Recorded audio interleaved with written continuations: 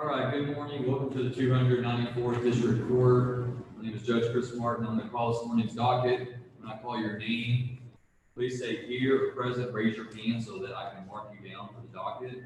Some are appearing online, some are appearing in person. I heard my bailiff mention it to you. I want to remind you, unless you are in a family unit, please maintain social distancing at all times. Spread out throughout the courtroom. Be mindful of what you come in contact with, who you come in contact with.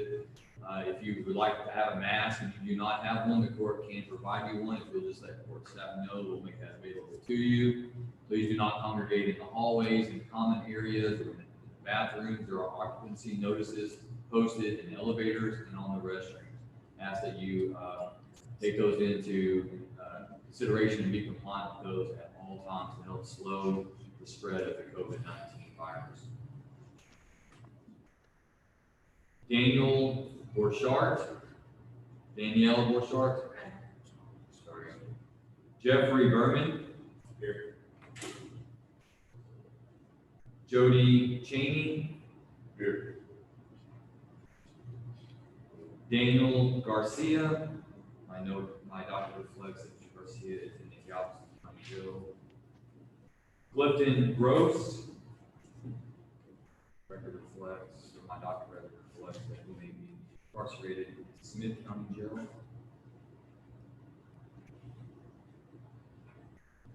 Weldon Lee.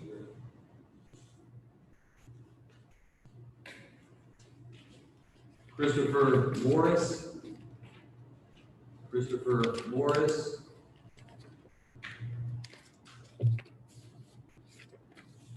Landon Musgrave.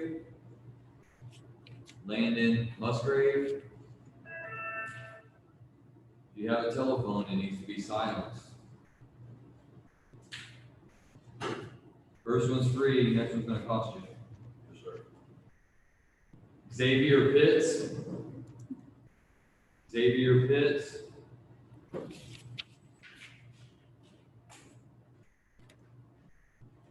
What's your name, sir? Travis Skinner.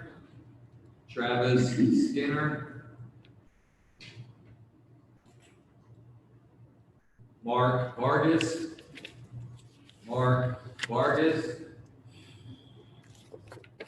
Michael Carrier.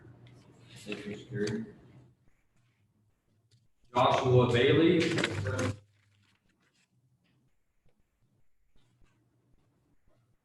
James Don Lanier. Is Mr. Harden? Is Mr. Harden in the hallway? Your Honor, I saw him in the jury room. Mr. Harden.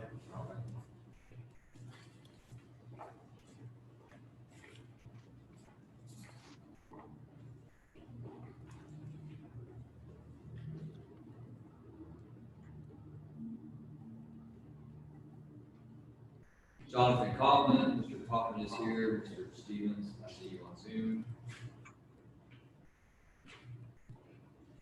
John Carmona. Mr. Carmona is present on Zoom. Court's permission. I'm not seeing Mr. Sanders yet, Mr. Carmona, whenever he arrives before your case. Danny Howell. Mr. Howell, I would like for you to report your pretrial release.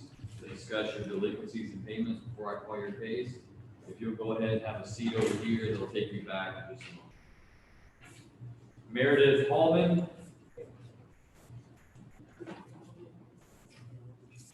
Blake Ekris. Did I say that right? Richard Miller. Your Honor, that's coming up today. Nathaniel Tanner. Same announcement, Your Honor. Thank you, Mr. Tanner. Mr. White. Oscar Tutt. Is there anyone's name that I have not called that's present in the courtroom? I'm going to call some names again because I think I may have had people come in late. So Danielle's here.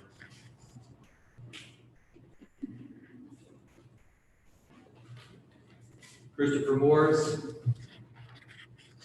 Landon Musgrave. Xavier Pitts. Xavier Pitts. Travis Skinner. Mark Vargas. All right, council, do we have anyone that's agreed? Your name, sir? Good. I think they just agree here. We're gonna all take the work. We'll be with. Thank you, Mr. Lanier. Yeah, I called your name earlier and I figured that you're probably in the hallway with your attorney, Mr. Parker, so I'll mark your presence. All right, is there anyone that's agreed, council? I can hear on Mr. Tutt, Your Honor. All right. Mr. White, if you will, if you'll just have a seat on the microphone or speak directly into the microphone. So Yes, sir. ensure that everyone hears you. All right, CR 20-19, Oscar Tutt. Mr. Tutt, if you'll come to the podium, please, sir.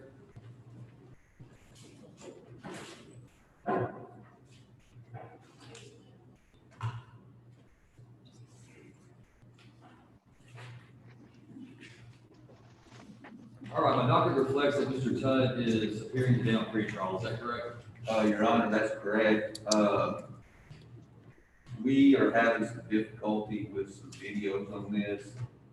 There's some outside of our county law enforcement agencies involved. I've made Mr. Cox aware of that, and he told me he was looking into it. Mr. Cox, did you hear Mr. White's announcement? I did, Judge, and I have not yet had a chance to speak with Miss Abney about getting him those discs, but I can do that today. You know if the state has all of the videos from any other county?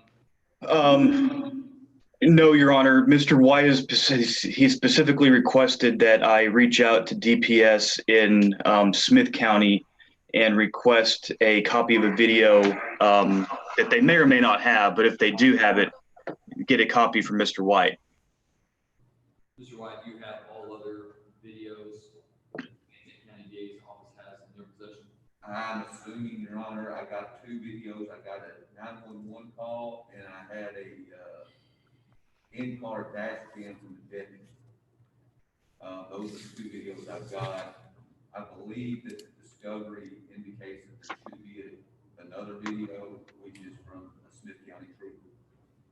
Do we anticipate that video would be dash cam or body cam? I think he had marked it down as being a body cam, Your Honor. So that's what I'm thinking it's gonna be. But usually now, with DPS, you get a body cam and a dash. Yes.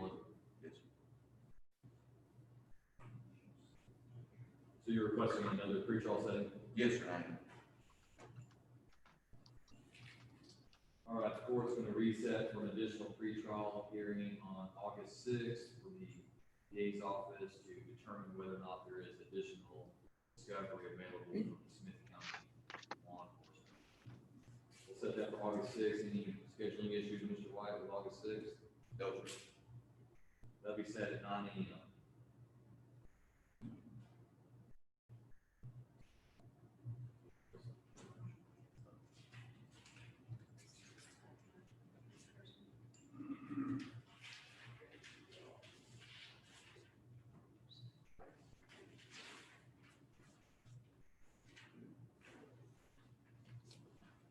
All right, anyone else ready at this time?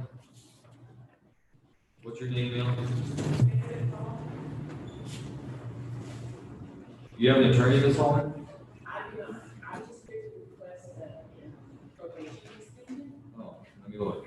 Because that's what my probation officer said in that. Do we have, Ms. Holman has, I have her probation.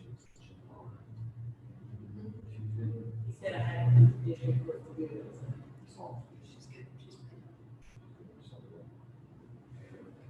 Ms. Holman, Director Burns has said that you are good to go, so we'll see you later. Means you can come back here and talk to them about it if you want to. All right. I said the same thing you did. What does that mean? Come on in. All right, Mr. Cheney.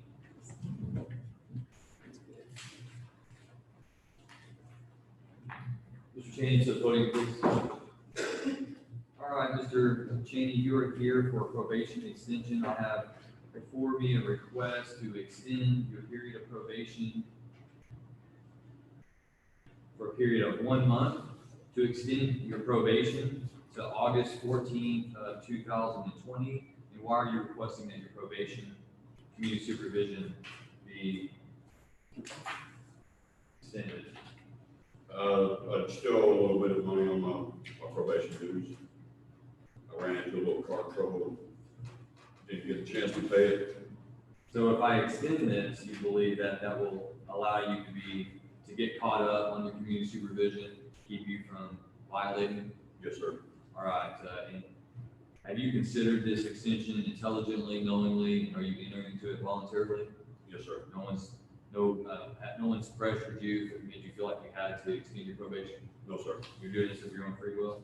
Yes, sir. All right, then the court will authorize the extension of your community supervision for a period of 1 month, beginning July 15th, 2020, and ending on August 14th, 2020. All right, Mr. Cheney, I'll sign that. If you want to come back over to Mr. Waddell, we'll get you a copy of that. Thank you, sir.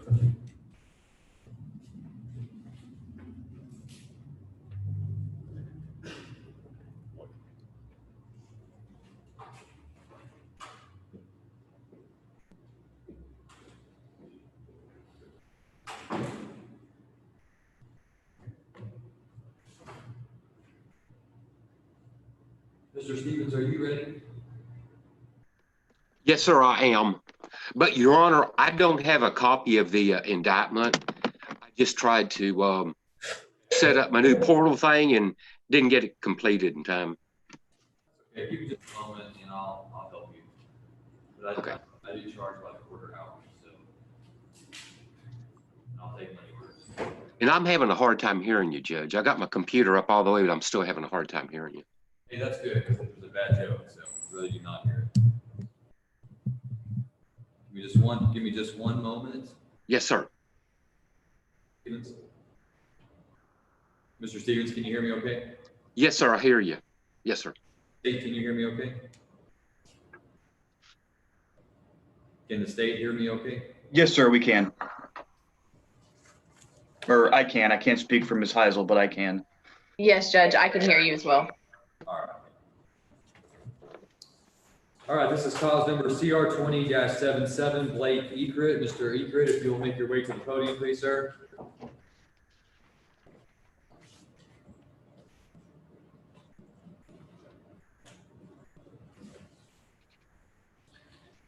All right, Mr. Ekrit is set for arraignment today. Mr. Ekrit, can you see your counsel on the screen here, Mr. Bill Stevens? And Mr. Stevens, can you see your client in the 294th courtroom? Yes, sir, I can't really see. I can see the silhouette. I can see the courtroom. I can't see him up real close, but yes, he's on there. Can you raise your hand for Mr. Can you see that, Mr. Stevens? Yes, sir. Yes, sir. All right, you put your hand. Thank you, sir.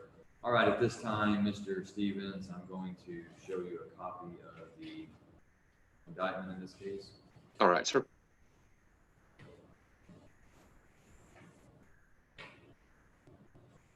All right, and Ms. Heisel, would you mind reading the indictment to the defendant? Yes, Your Honor.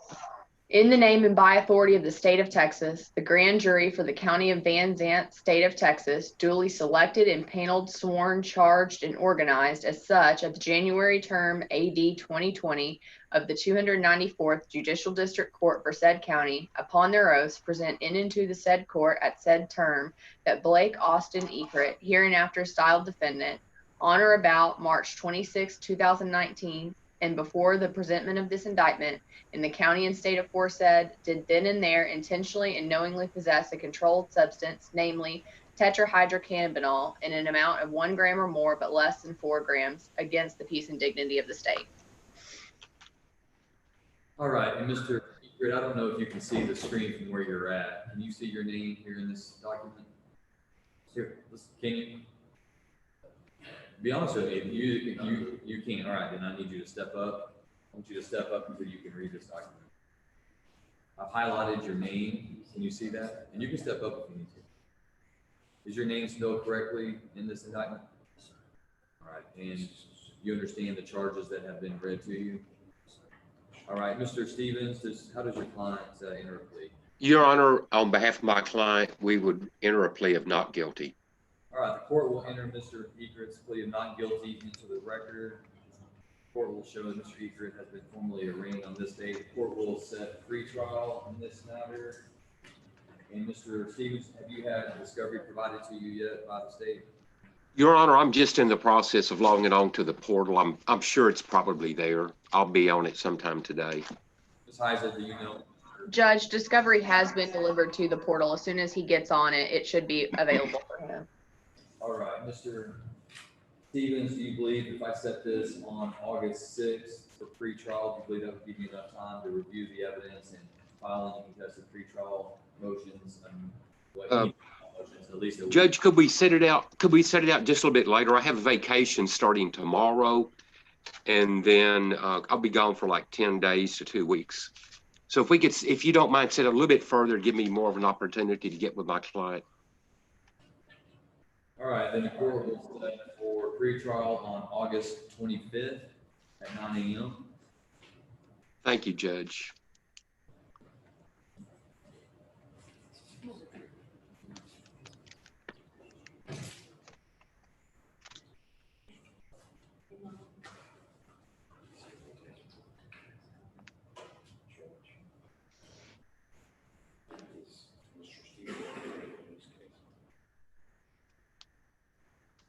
Mr. Stevens, you have been appointed by the court on this case, have you not?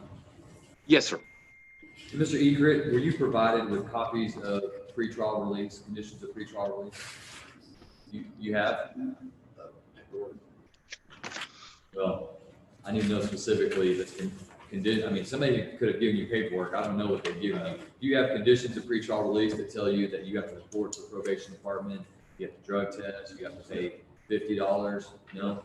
All right, so Mr. Egret, as a condition of your bond, you have received court-appointed counsel. The court is going to sign conditions of your pre-trial release today. So I'm going to have you just have a seat over here, and then the probation department will go over those conditions with you.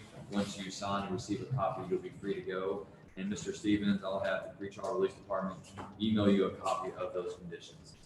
Thank you, Your Honor. Right. So just go ahead and have a seat right here. Once we get them prepared, probation department. Yes. Great, kind of swell. Sir.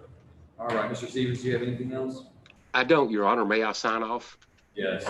Thank you. Thank you, Judge. See you this afternoon. Yes, sir.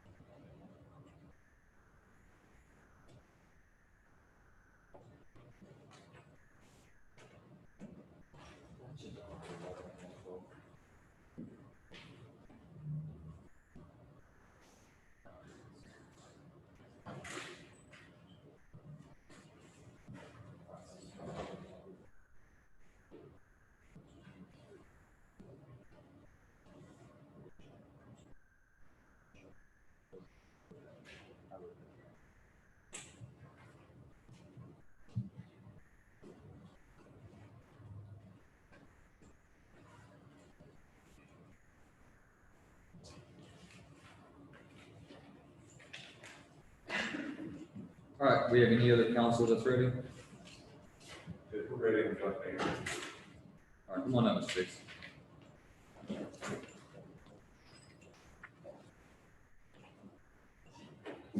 This is CR 20-71, Joshua Bailey. I believe that we are set for pretrial today. Mr. Biggs, are there any contested pretrial motions? No, Your Honor, I've filed some pretrial motions. I don't believe the state has filed theirs yet, but nothing that's going to be contested that we need to hear today. Is there? Discovery's been completed and we're ready to trial. Okay, so you don't anticipate any contested pretrial motion hearings needed, motion to suppress, motions to redact videos, Yes, sir. any of that? Okay. All right, there being no contested pretrial motions, then all other motions will be carried to the trial. Court will set docket call, and that would be the time, Mr. Biggs, just in this court, we'll go from pretrial to docket call, and that would be the time for all negotiations to occur. And so on docket call, I would expect an announcement from the state and defense on whether we're going to resolve the case or we're going to set it for some type of trial. Yes, sir. And you've already received an offer in this case? Yes, sir, I have received an offer. Okay. And you believe you have all discovery that the state's made available? I believe I have all the discovery. All right, then the court will set, are you available for docket call on August 6th? I will make myself available.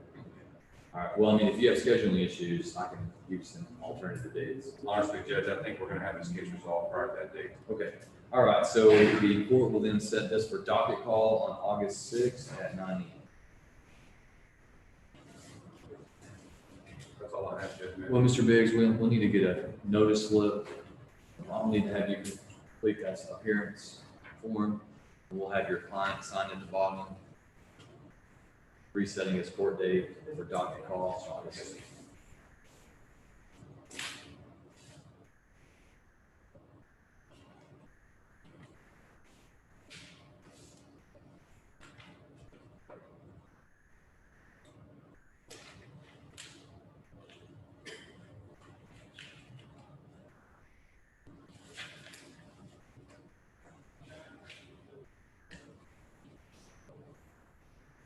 Mr. Sanders, are you ready on Mr. Carmona's case? Yes. Go ahead and do that. All right, just a moment. We'll Mr. Carmona's present online. We'll call that case next.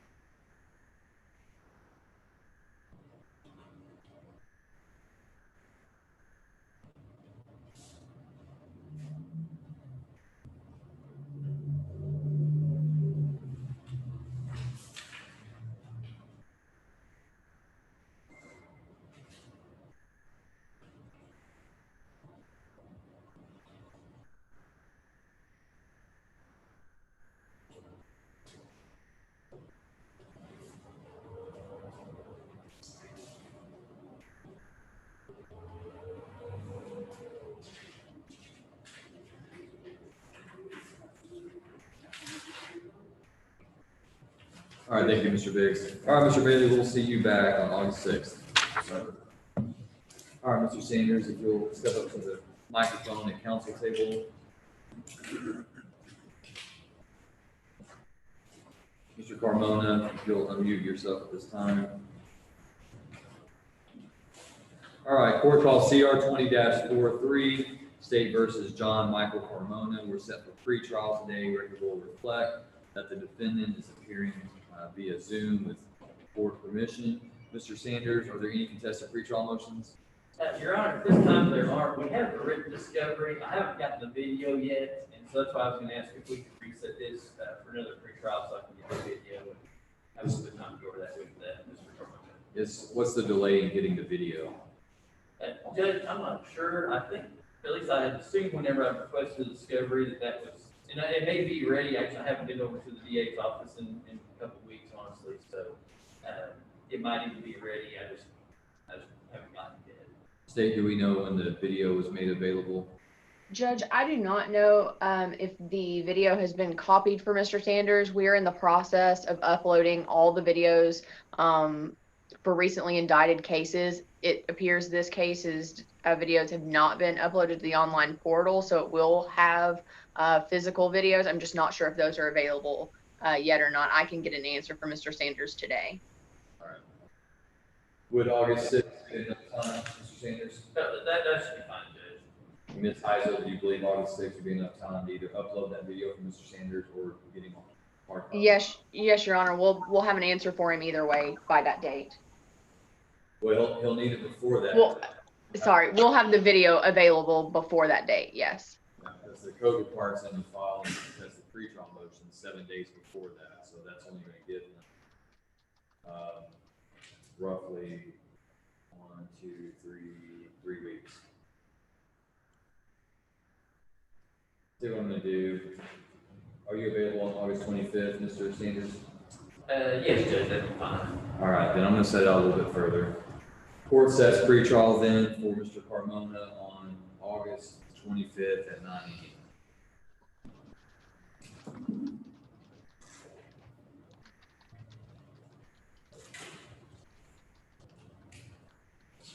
All right, Mr. Carmona, you understand your next court appearance is August 25th. This would be the only notice you get. Yes, sir. All right, unless Mr. Sanders sends you one, this will be all you get from the court, okay? All right, thank you. All right, then we're adjourned in this case. Thank you, Mr. Carmona. Thank you.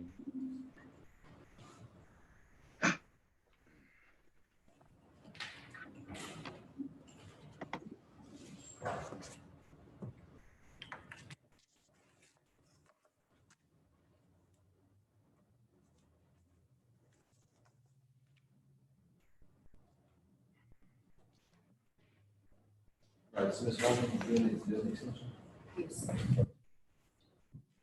Oh, She was so she's not, I'm glad she spoke up. All right, Ms. Holman, come on up. Just, you stand right up here in front by this blue little square.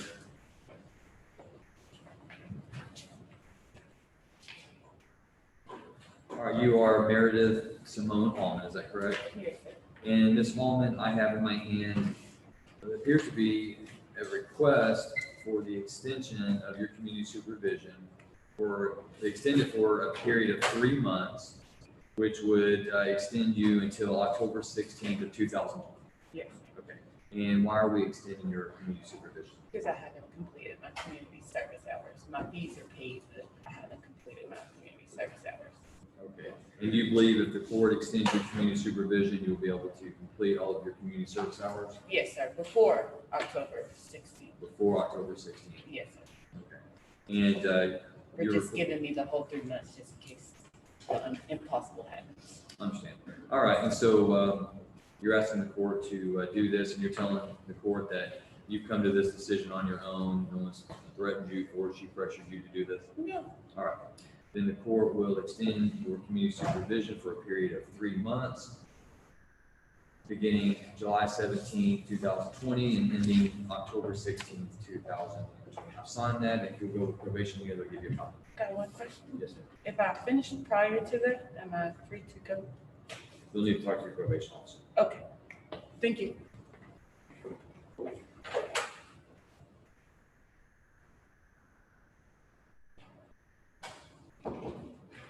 Mr. Sanders, are you ready on anyone else?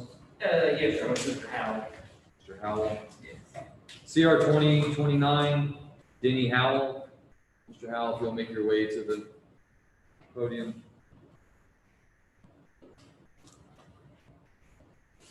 I believe that we're set for docket call, Mr. Sanders. Yes, sir, that's correct. I was gonna ask the court if we could reset to another docket call, get a little bit more time to talk to the state, see if we can get the case resolved. And I don't even think I'd need a full month if, even if it's a couple of weeks, that would work.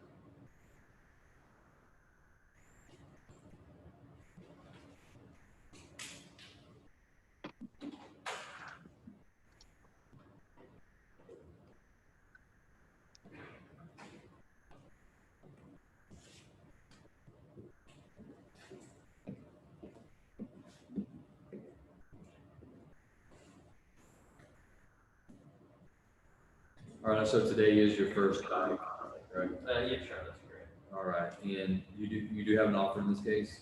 Yes, sir. What is that offer? Judge, it was a deferred, interest on the length of time, honestly.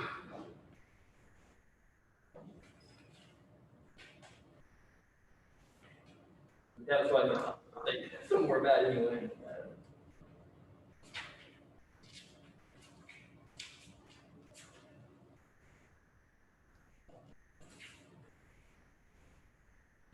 While he's looking to that, State, do you have any objections to Mr. Sanders' request of an additional docket call? No, Your Honor, we don't. And I'm looking to see if I can pull up that offer as well right now. Just for my own knowledge, does the state's new discovery portal log the offers like the old one does, or is that not a feature of this new discovery? It can. I think is the best way to answer that. It can. But it doesn't. Not always, no. And Judge, I was thinking that it was one of the documents uploaded that I printed out, but I don't have it in my file, so I may not have gotten it. All right, then the court will continue this hearing for docket call on August 6th. And it would be that day, Mr. Sanders, I would expect your client to either resolve his case by plea bargain or announce to the court whether he wants a bench trial or a jury trial. All right, once Mr. Howell signs his notice of appearance and reset to August 6th, he'll be, well, actually, I do want to inquire about his delinquency on pretrial release. I had him meet with the pretrial release department. Has he discussed that with you, Mr. Sanders? Yes, sir, and I believe he was going to get a money order to get cut up on payments. Are you going to do that today, Michelle? Yeah, I thought I had to go to probation after court, so I was just going to take my payment, I had to just get money over. I have the payment. It's always better to get that paid before you come to court so that they don't pull me aside and say, this guy hasn't paid in 6 months. Okay, it's always better to not have a note by your name than have to explain to me that you were going to do it after court. Okay, that's right.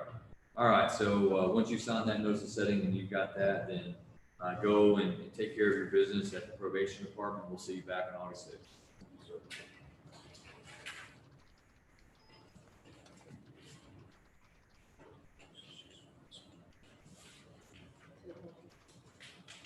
All right, Mr. Harden, are you ready on your plea? Yes, Your Honor. Or we have the defendant been sworn by the clerk? No, well, actually, I need to get the clerk to. Morning, Judge. Morning, Mr. Harden.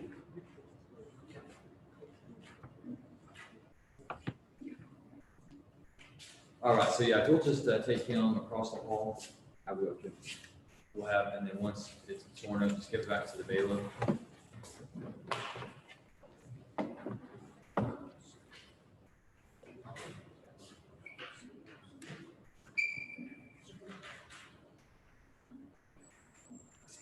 Mr. Knoll, are you ready on Mr. Kaufman? I am, Judge. Mr. Kaufman, if you'll make your way to the podium, please, sir. Mr. Knoll, have you had an opportunity to present the indictment to your client? Your Honor, I did deliver a copy of it while he was still incarcerated. I believe he is out on bond now, but he has gotten a copy of the indictment.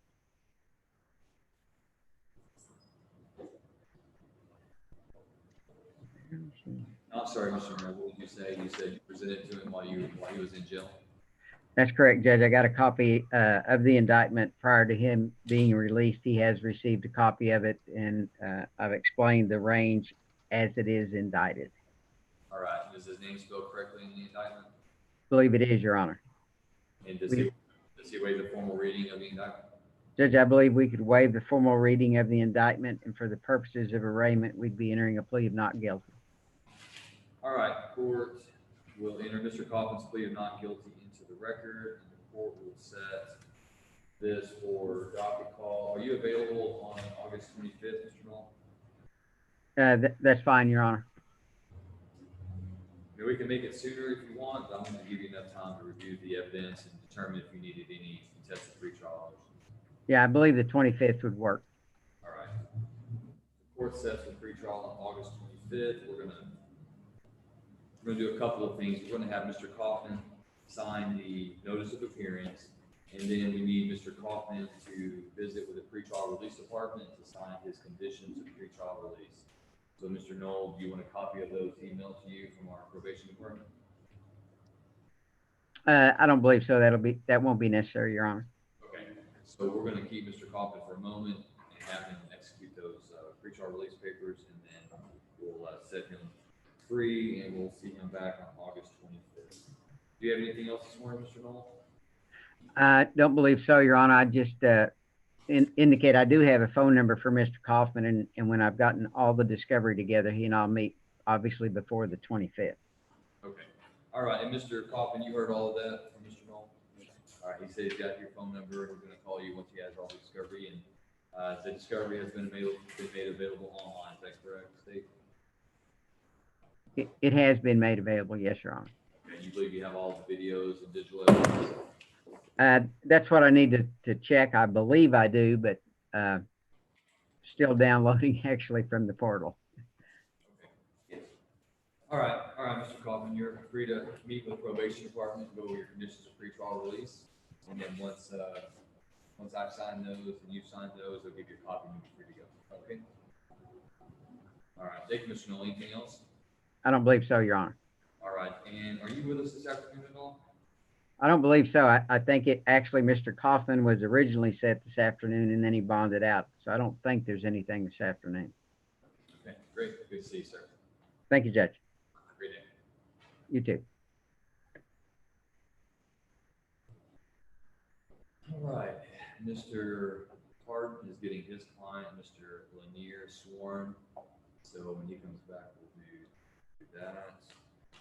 All right, and Mr. Sanders, have you received your new appointments today? No. All right, there's Mr. Hardin. Mr. Lanier, if you'll come on up to the podium. Mr. Hardin, you'll just have a seat there at the council table.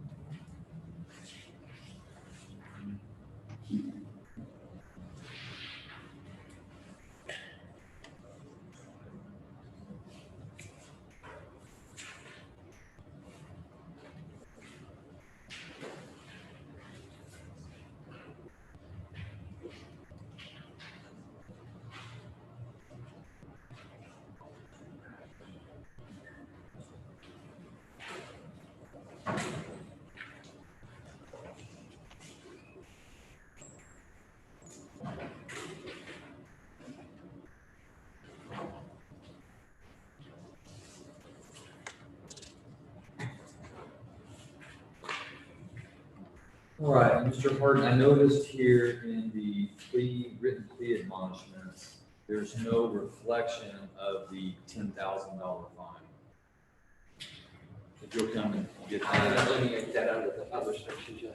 So I see it in the judgment, but I don't see it there. I'd like it to be inserted in that for Mr. Lanier to initial that. Yes, Your Honor.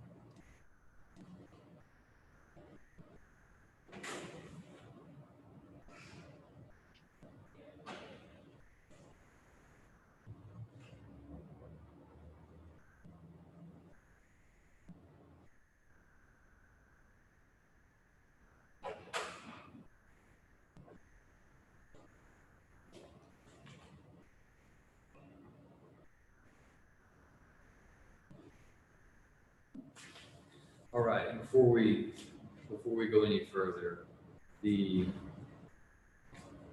alleged firearm that was possessed, was that the same firearm that was subject of the theft of firearm charge? Meaning, was the firearm stolen and then returned to the rightful owner? I see no disposition of the weapon. Law enforcement retained possession of the weapon, Your Honor. I do not know the disposition they made.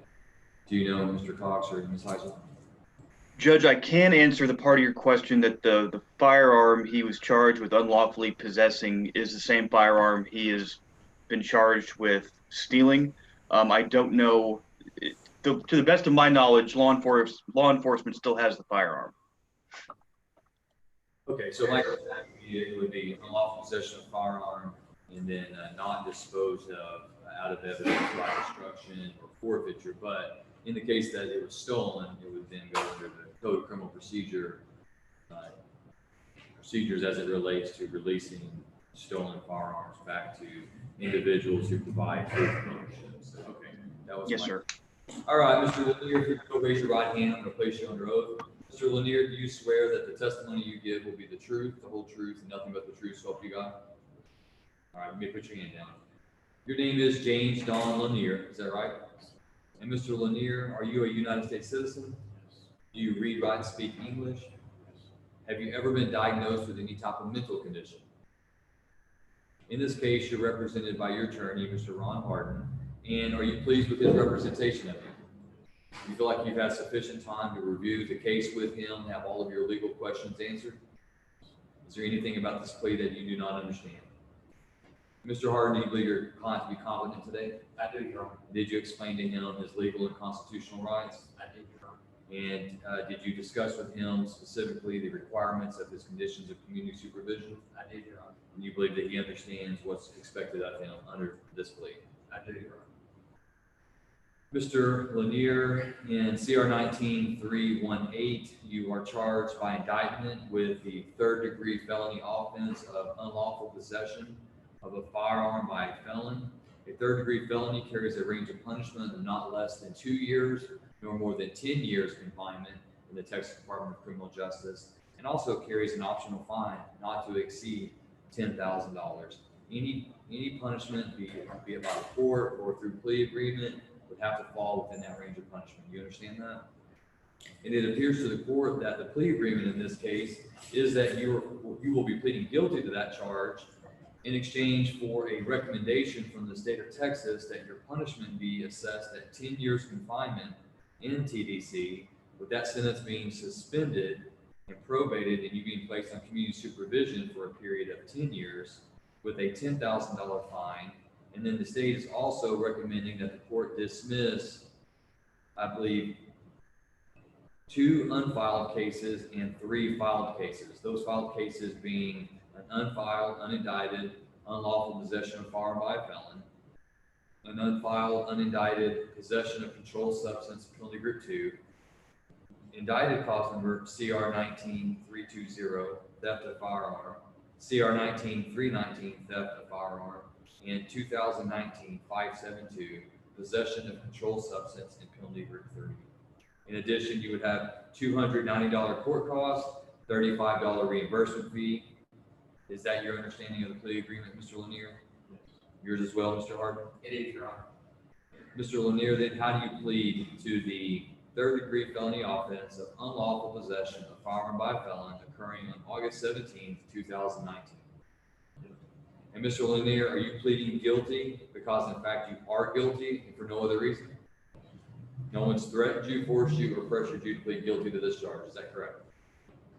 Make sure you say out loud so my court order. Okay. All right, and the court will accept Mr. Lanier's plea of guilt at this time. Mr. Harden, is there any objection to the admission of the stipulation of facts as State's Exhibit 1? No, Your Honor. All right, and then the court admits State's Exhibit 1, stipulation of evidence, and takes judicial notice of Mr. Lanier's judicial confession. Now, Mr. Lanier, I also have before me, although it's not included in the plea agreement, I see that you also have a civil case pending in this court, SF 1916, wherein the state of Texas has seized a 2006 Land Rover vehicle and have alleged you as the owner. And it appears that you have reached an agreement in that lawsuit to forfeit that to the state of Texas. Is that correct? And in that case, you are also represented by counsel, is that correct? Mr. Hardin, are you representing Mr. Lanier in SF 1916 as well? I am, Your Honor. All right, and Mr. Hardin, if you will, I don't see your signature on that agreed forfeiture and judgment. If you'll sign that, with the bailiff bring that to you.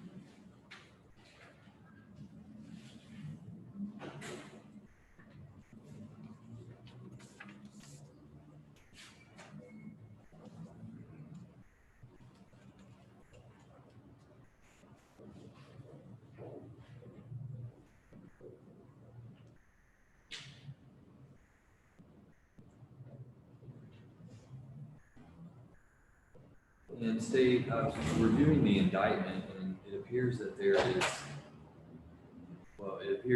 an enhancement paragraph. Is that correct? Let me check, Your Honor.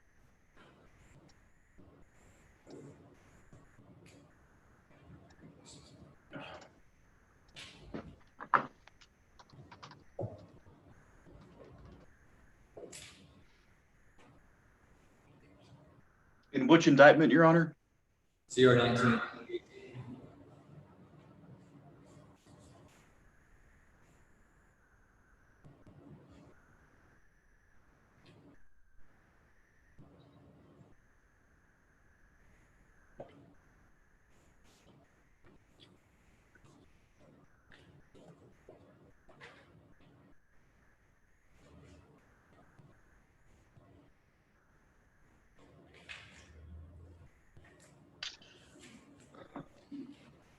Are you able to see it?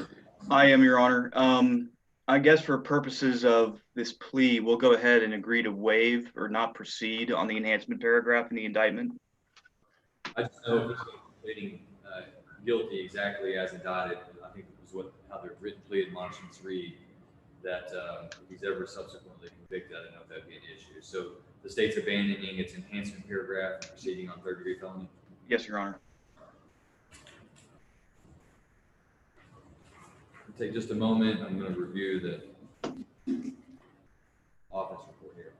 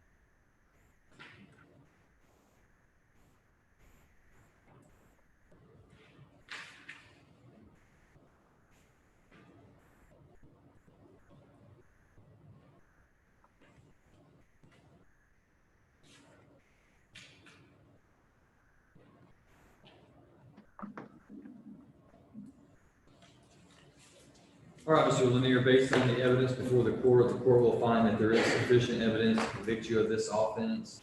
The court will follow the plea agreement in this case.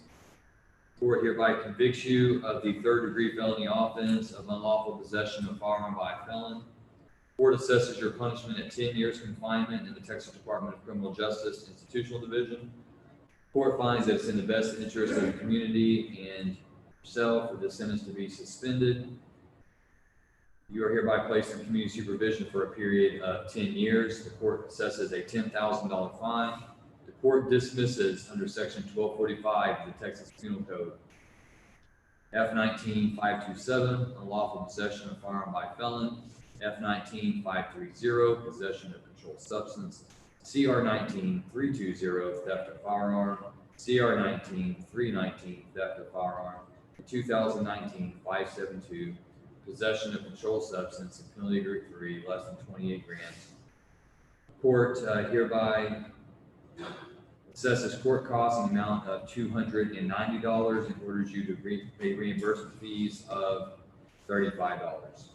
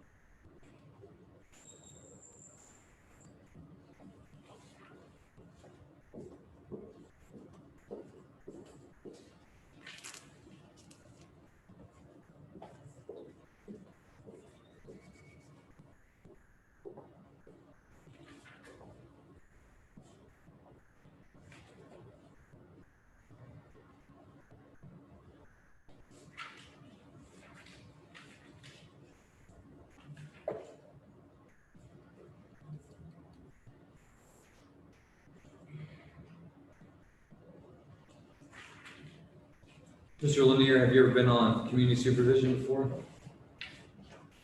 Yeah. Did you successfully complete it? Parole or probation? Probation. Parole is what happens when you go to prison, you get let out of prison early. Probation is the front side of prison. I never been on probation. You never been on probation, you've only been to prison and been on parole? Well, Mr. Harden has gotten you a great deal considering all of the charges. And so these conditions of probation that you have signed, this lays out how you stay out of prison again. And Judge, for the court's information, Mr. Harden provided us with some very mitigating facts, which led us to extending this plea offer. So, Mr. Lanier, I would strongly urge you to be in strict compliance with each and every condition of your community supervision.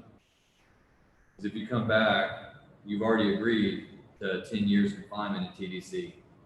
All right, so I'm going to do my job. I'm going to approve it today. And now it's going to be your job to comply on probation. All right. If you don't do your job, when you come back, be assured that I'll do my job. Understand? All right. So I'm going to have you step up here. You're hereby remanded to the custody of the Van Zandt County Community Supervision and Corrections Department so they can carry out terms and conditions of your sentence. I'm going to have you step up here with the bailiff to be fingerprinted, and then you're to report to the probation department.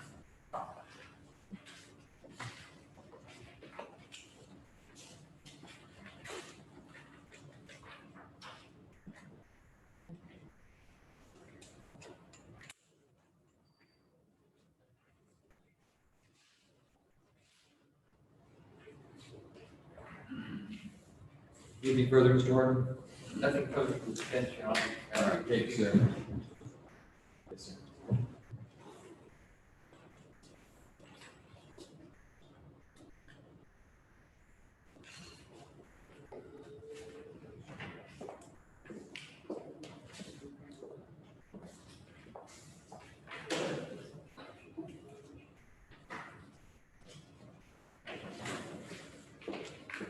Hey, did you hear from Ms. Beasley at all?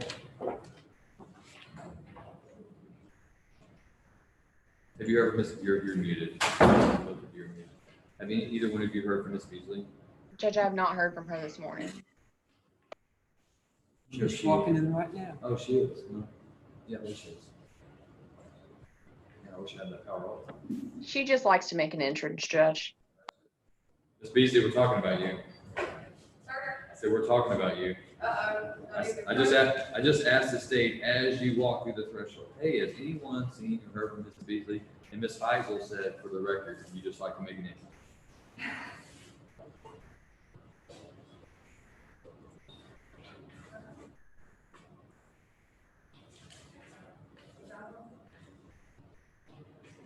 All right, so we still have a couple clues with Mr. Y. I think he's still going over his paperwork. Mr. Tanner. We have several that requested court-appointed attorneys. They're receiving their paperwork, so we can remember that. Are you ready on Mr. Carrier? Yes, Your Honor. Have you had a chance to review the indictment with me?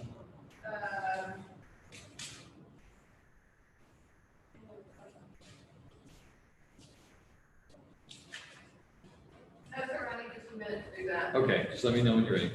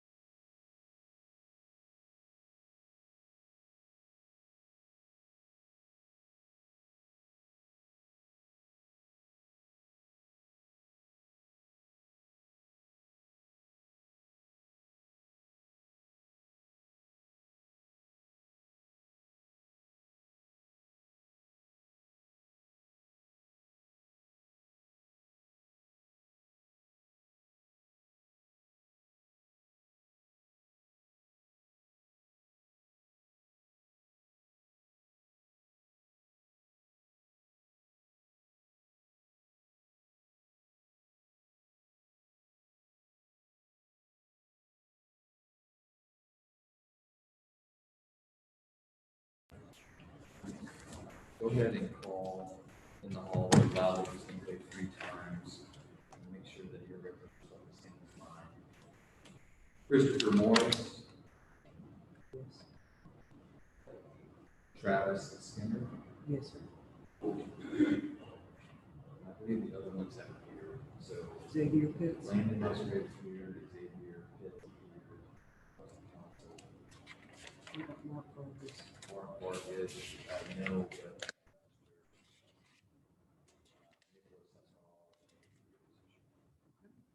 So just the two, then, correct?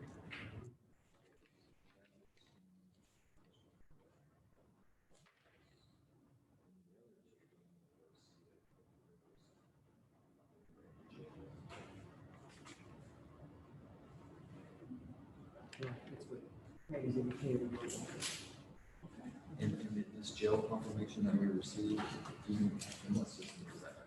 I have no idea. I was not involved. That's an administrative communication. Yes, sir. Can I get Mr. Long there? Yep. Yes, sir. You ready on anyone, Mr. Sanders? Yes, sir, we are. Okay, who are you ready on? Mr. Berman? All right, Mr. Berman, if you'll make your way to the podium, please. CR 20-73, State versus Jeffrey Berman. I believe we're set for arraignment today. Have you had an opportunity to review the indictment with Mr. Berman? Yes, sir, we have. All right, and are you waiving the formal reading of the indictment? Judge Wood, I would point out to the court that his name is not spelled correctly. His last name Berman actually has 2 N's, it should be Bermann. Okay, State, did you hear that? Yes, Your Honor, the state would make an oral motion to amend the indictment if the court would just interlineate that extra N on the court's copy of the indictment. And Judge, we have All right, then the court will grant the state's motion to amend the indictment. And for for my clarification, it's B-U-R-M-A-N. Inch. In. 2 weeks. All right, so there's an extra N on that. It's Heisel. So I will interlineate and I will add the extra N to Berman. And Judge, we would waive the reading of the indictment, waive the formalities of arraignment, and enter a plea of not guilty. All right, the court will enter a plea of not guilty into the record for Mr. Berman. Court will set pre-trial August 25th. I've already set you for that day, haven't I, Mr. Sanders? Yes, sir. Okay. The court will set the pre-trial August 25th. Once Mr. Berman signs his notice of appearance, and Mr. Berman, you received copies of the conditions of pre-trial release, correct? Yes. Have you reviewed those with your attorney? Yes. All right, so you understand that you're required to report the pre-trial release, be drug tested, pay your fees. Judge, he lives in Florida, and so I don't know if there's some way of talking with Mr. Waddell to see what arrangements could be made where he could, because I was hoping he'd be able to appear by Zoom in August, but I wasn't sure as far as the reporting and the drug testing. Well, that's gonna be at the discretion of the probation department, but they're gonna need to figure out how to make that work. And so, how do you get back and forth from Florida to Texas? Fly. You fly? Are you paying for that? So how are you paying for flights back and forth? Oh, and not personally paying for it. I mean, I'm getting like loans from family and stuff like that to try to pay them back. But as of right now, yes, sir, I have the means to be able to get here. Like, You have the means, or other people have the other means? people have the means. I could talk to them and use my good face, I suppose. So you understand my concern? You understand my concern? You understand why I was asking you that? To make sure I'm not back and forth, absolutely. Well, no, I've also got an additional concern that the Van Zandt County, Texas taxpayers are paying for your attorney. And if I hear that you're flying back and forth and you have the money to be buying commercial flights back and forth, and that tells me you would have enough money to hire your own attorney, and the taxpayers should have to pay for your attorney. Do you believe that you have sufficient funds to hire your own attorney? Yes, sir, I don't. I mean, I don't even have the official funds to get the flights. It's just good graces. I mean, I have So, to- Mr. Sanders, your client will need to meet with pretrial release department this morning and discuss that. Okay. Figure out a way to be in compliance with the order. Okay.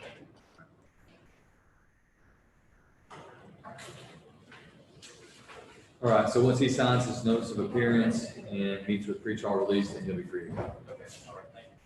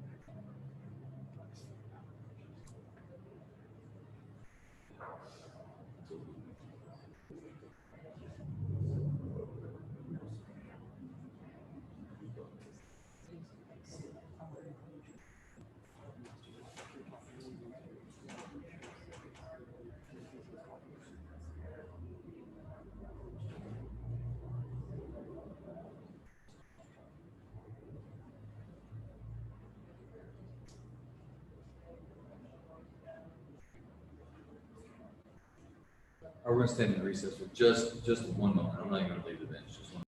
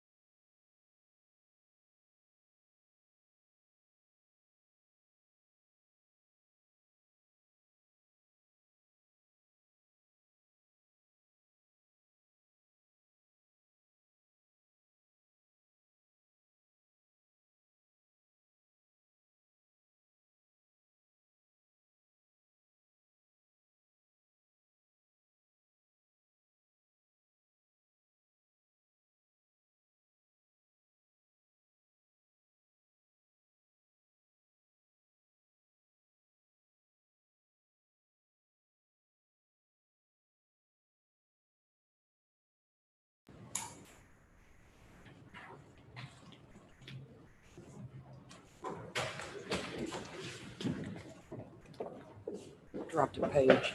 Thank you.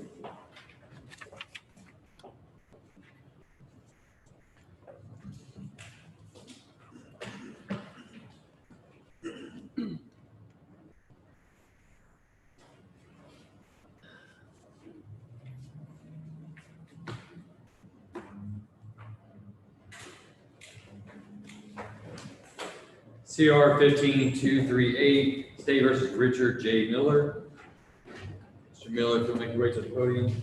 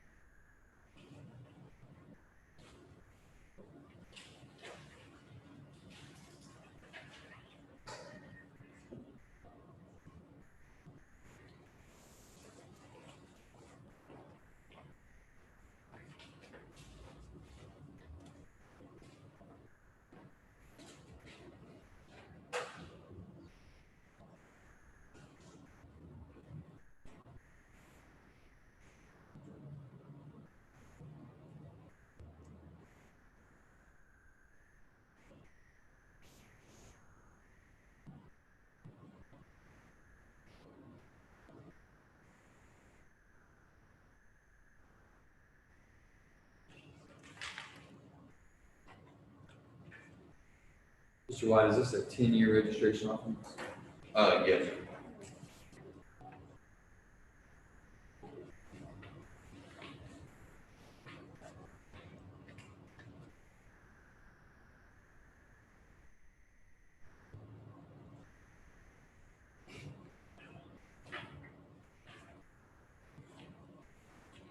All right, you are Richard J. Miller, is that correct? Yes.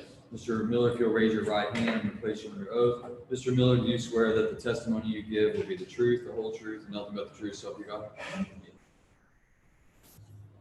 All right, Mr. Miller, you appeared before the court on August 9th of 2018. You pled guilty to the third-degree felony offense of online solicitation of a minor. After hearing the evidence, the court found that there was sufficient evidence to convict you of that offense and substantiate your guilt. However, the court deferred a finding of guilt and placed you on community supervision for a period of 10 years and assessed a $5,000 fine.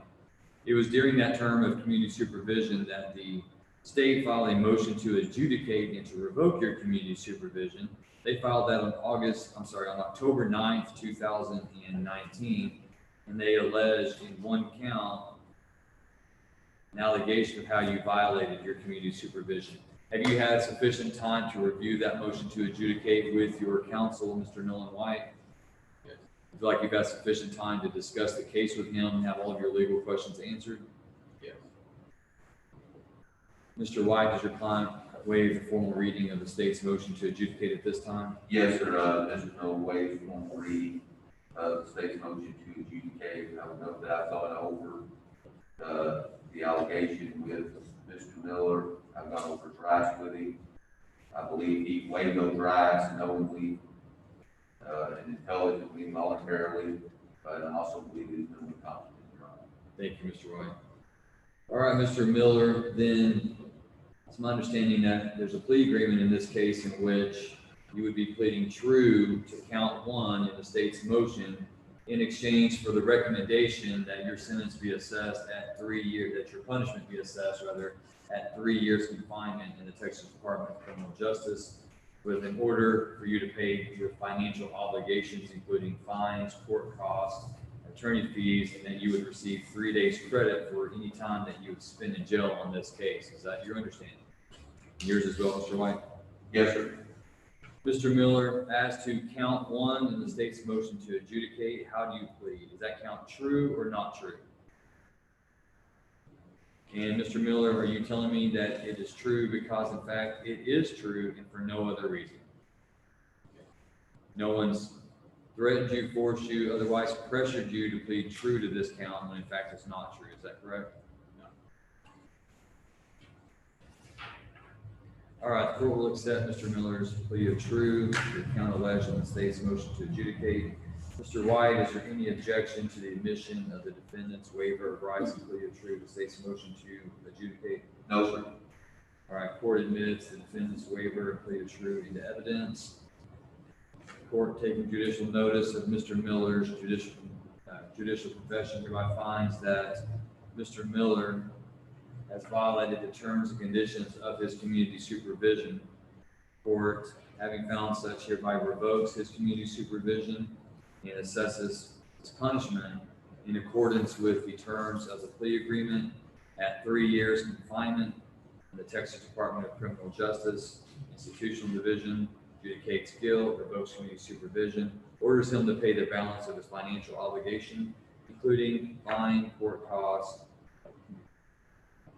Mr. Miller is hereby awarded 3 days credit for the time that he has spent in jail on this cause.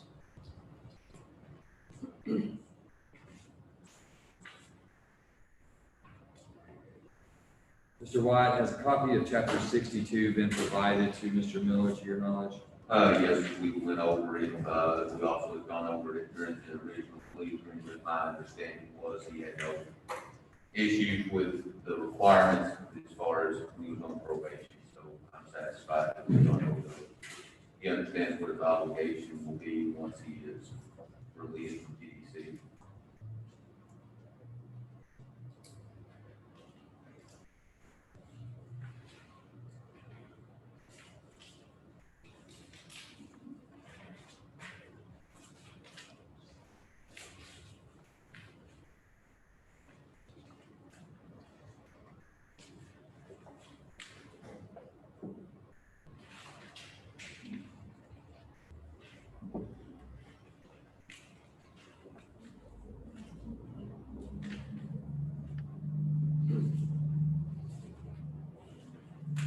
All right, Mr. Miller, you're hereby remanded to the custody of the Van Zandt County Sheriffs and carry out the terms and conditions of your sentence. I'm gonna have you step forward, be fingerprinted by the bailiff.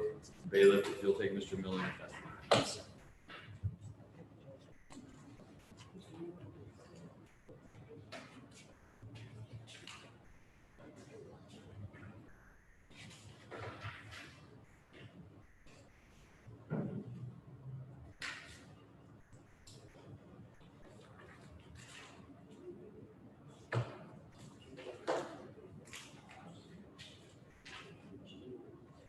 All right, Mr. Tanner, if you'll step up to the podium. CR 18-514-515, State versus Nathaniel Cole Tanner.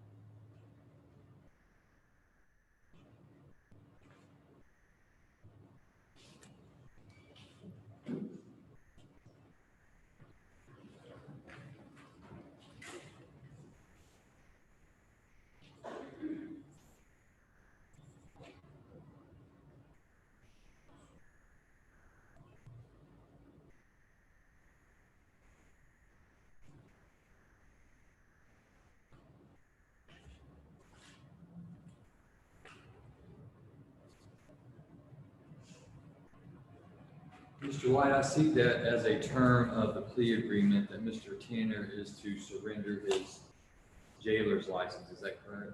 Yes, sir. Do we have that document? I do not have that document, no, sir. State, you want me to continue with this plea if we do not have the surrender of the license? Because once he's gone today, I believe that, I don't know that I would have jurisdiction to bring him back if he doesn't comply with it. Judge, I'm comfortable proceeding with this plea. The actual surrender of the license is something Mr. White and I can work out on the side. If he could just bring that documentation to our office, we'd be satisfied with that. Right, what I'm telling, once we do the plea today, I don't know if he doesn't surrender it within, say, 30 days, I think I would lose my plenary power and wouldn't have any jurisdiction over the case, so. It's your case, and if you're comfortable with it, then I'm comfortable with it. I just want that to be on the record. I'm comfortable proceeding, Your Honor. Okay. All right, Mr. Tanner, if you will, raise your right hand. Mr. Tanner, do you swear that the testimony you give to the court will be the truth, the whole truth, nothing but the truth, so help you God? All right. You are Nathaniel Cole Tanner, is that correct? Yes, sir. Mr. Tanner, are you a United States citizen? Yes, sir. Do you read, write, and speak English? Have you ever been diagnosed with any type of mental condition? In this case, you're represented by your attorney, Mr. Nolan White. Do you feel like you've had sufficient time to review your case with him and have all your legal questions answered? Understand everything that you have read and signed before the court today? Mr. White, do you believe Mr. Tanner to be competent today? I do, Your Honor. And you've explained to him the consequences of his plea and his legal and constitutional rights? Yes, sir. I'm satisfied that he's waived those rights knowingly, intelligently, voluntarily. And I also explained to him, Your Honor, that court chooses to go along with the agreement. The state will be asking that you proceed under 1244B. I've explained to him that this is a conviction and it will be a conviction on a misdemeanor. Okay. All right, it appears to the court that Mr. Tanner was originally indicted with a third-degree felony offense of prohibited items in a correctional facility. And it appears that the proposed plea is that the state would be reducing that charge to an attempted prohibited substance or item in a correctional facility, and then would further be prosecuting that under section 1244 subsection B, which would result in a conviction for that offense in misdemeanor, class B misdemeanor punishment. I'm sorry, class A misdemeanor punishment of 2 days confinement in the county jail, credit for time served, a $1,000 fine, surrender of the jailer's license, and then dismissing cause number CR 18514 robbery. Is that your understanding, Mr. White? Yes, sir. And also along with that, he will surrender his jailer's license.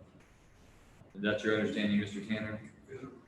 All right, Mr. Tanner, then the charge of attempted prohibited substance or item in a correctional facility is a state jail felony, and with the state proceeding under section 1244B, then the range of punishment is confinement in the Van Zandt County Jail for no more than 1 year or a $4,000 fine.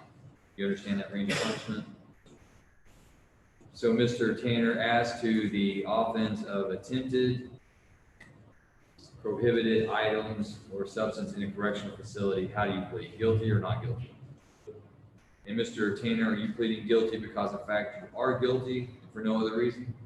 Has anyone threatened you, forced you, or otherwise pressured you into pleading guilty to this charge? All right, the court will accept Mr. Tanner's plea of guilt to this charge. Mr. White, any objection to the admission of the stipulation of evidence? No, sir. All right, court admits State's Exhibit 1, stipulation of evidence, and takes judicial notice of Mr. Tanner's judicial confession. Is there anything further from the state? No, Your Honor, we rest and close. Anything further from the defense? Rest and close as well.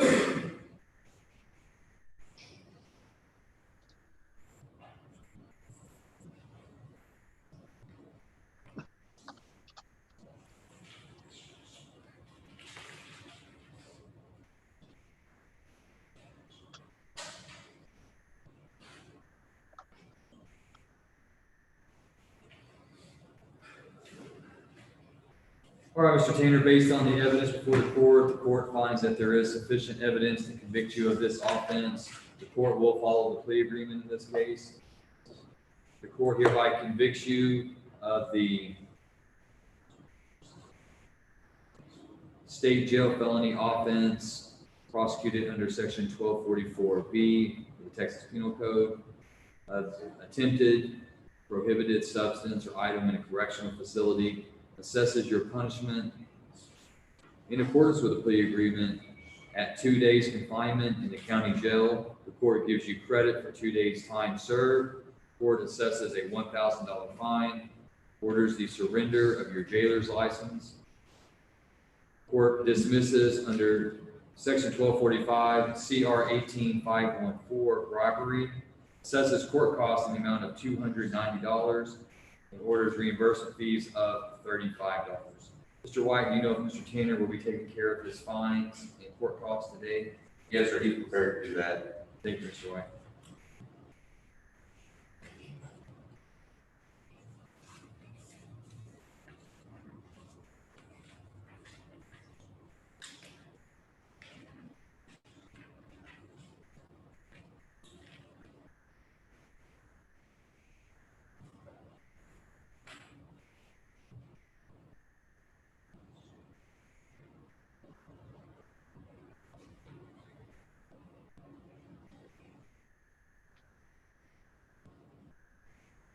And I think I may have recited something incorrectly on the record. So Mr.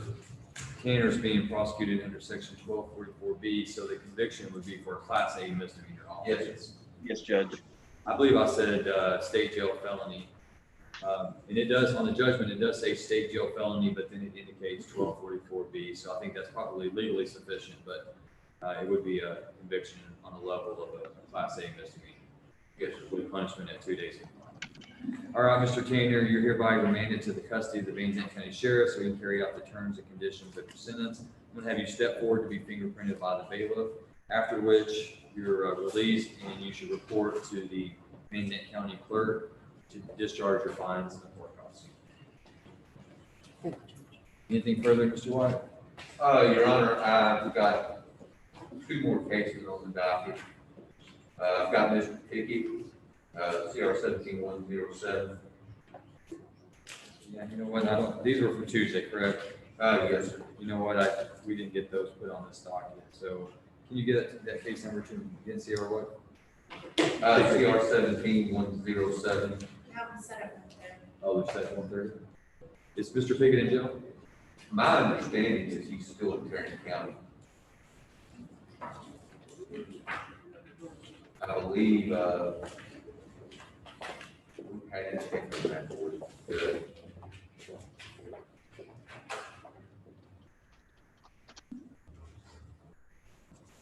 Is Mr. Pickett the one that you have stated is in the competency restoration program in Tarrant County? Yes, sir. He was in the competency restoration program in Tarrant County. He has since been deemed to be competent. The last time I spoke with his attorney, they were thinking that they were going to enter into a plea agreement. I believe he's also got something. I think it's Hood County, maybe something out of Johnson County as well. Is he in custody or incarcerated? Yes, sir. That was my understanding. I mean, I had not received anything from anybody saying he's been released. State, do you have any updates on Mr. Pickett that Mr. White doesn't have? Judge, I'm checking VineLink right now to see if I can track him down, but the last conversation that Mr. White and I had, that was our mutual understanding that he's still in Tarrant County. Is the state moving forward on its 2 cases? Yes, sir. We plan on moving forward. And so are we going to be requesting a bench warrant, or what would you propose we do? Because I think we've been checking his status for quite some time now. Do we have a hold on him? Let me look into that and get back to the court on that. Your Honor, I just checked Tarrant County's website, he's still Tarrant County. Mr. White says Tarrant County's website is showing him in custody there. Okay. All right, so let's set this for a status, and then at the next hearing, the court would just like to know if we're going to proceed. Are we proceeding with a bench warrant, or are we going to wait for Tarrant County to complete their prosecution, if any, just so we can have an idea of what we're going to do.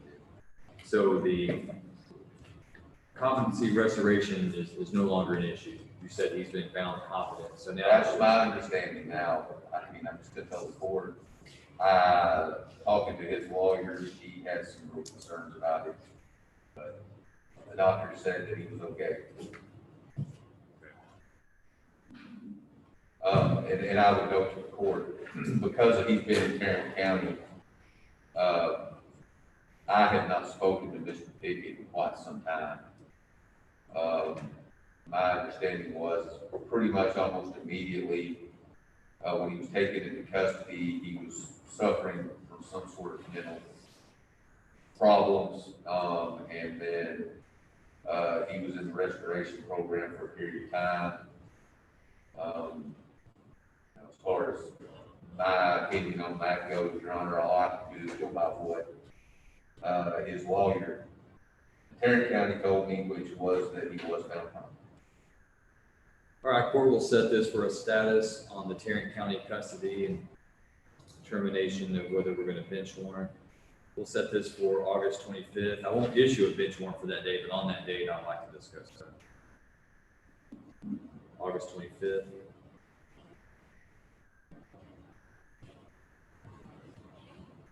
All right, so Mr. White, your last one is Mr. Holt, and that's in custody at 1:30? He's in custody, Your Honor. I went out to jail yesterday, had him sign a waiver of arraignment.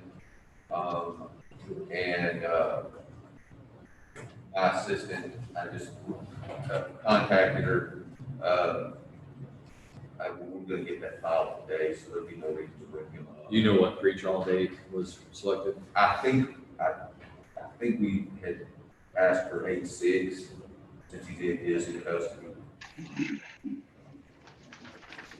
All right, the court will set Mr. Holt for pretrial on 8/6, and will approve the waiver of arraignment once it's submitted and court review. All right, is that all you have, Mr. White? Believe so, yes, sir. I just making sure that, I have one other case set for arraignment today, Mr. Sorrell, but we waited on that as well. I just wanted to make sure that that wasn't on the court's copy. I don't see it on the court's copy. Okay. So I'm assuming that I've already signed that waiver. I thought you had, but, Mr. Waddell had asked me about it, so I wanted to clear to make sure that. Well, let's just take a moment.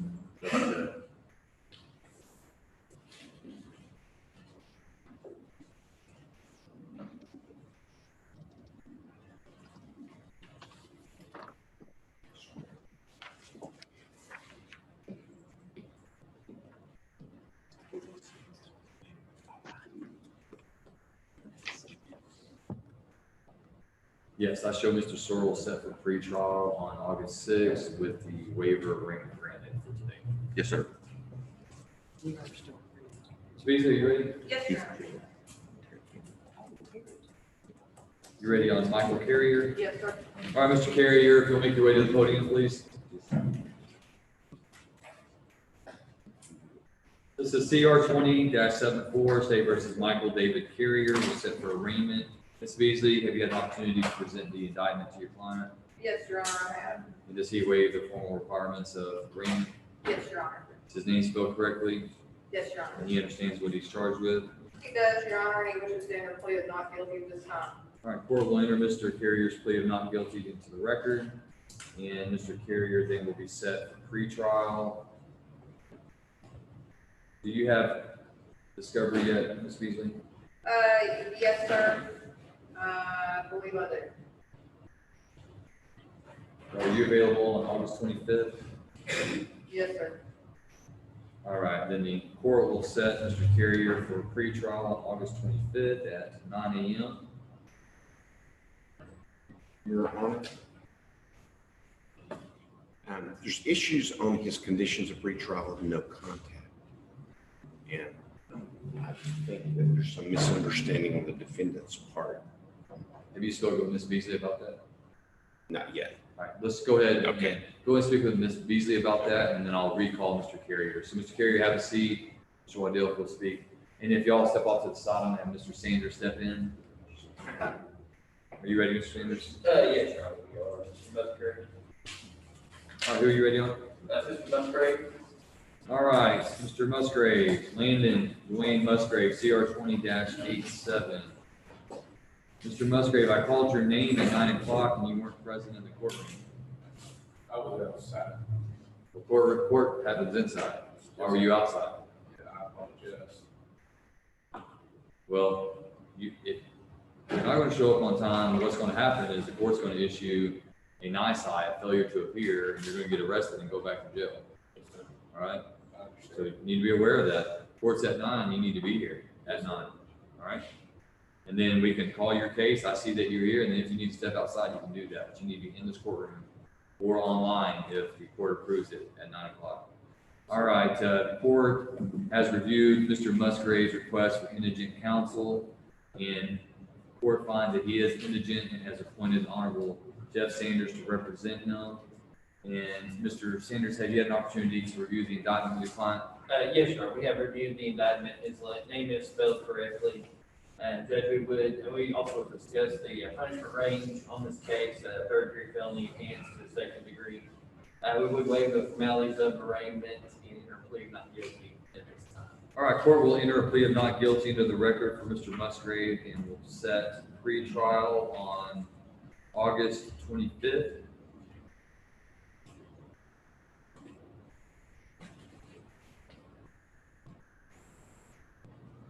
Mr. Musgrave, you have a copy of your conditions of pretrial release, correct? Yes. Have you gone over those with your attorney? All right, so you know what's expected of you, that you have to report, that you have to drug test that they request, and you got to pay money each month towards your indigent attorney fees. All right. Once you sign your notice of appearance and you have a copy of your pretrial release, you're free to go. We'll see you back on August 25th. Yes, sir. Thank you again, apologize. Thanks, sir.